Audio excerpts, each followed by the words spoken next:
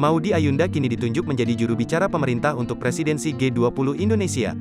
Maudy Ayunda menyampaikan perasaannya ketika diminta untuk menjalankan tugas sebagai juru bicara.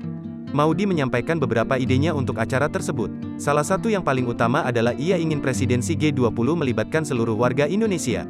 Saya merasa terhormat dipercaya menjalankan tugas menyebarkan informasi terkait presidensi G20. Kita ingin seluruh masyarakat Indonesia dan dunia aktif berpartisipasi mensukseskan perhelatan besar ini, kata Maudy dalam pidatonya. Video tersebut juga Maudy unggah di media sosial miliknya.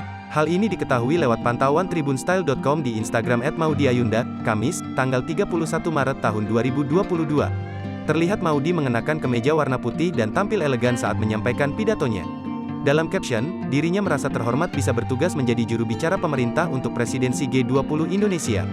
Sungguh sebuah kehormatan ditugaskan menjadi bagian tim juru bicara pemerintah untuk presidensi G20 Indonesia. Terima kasih, tulis Maudy Ayunda melalui akun pribadinya tersebut.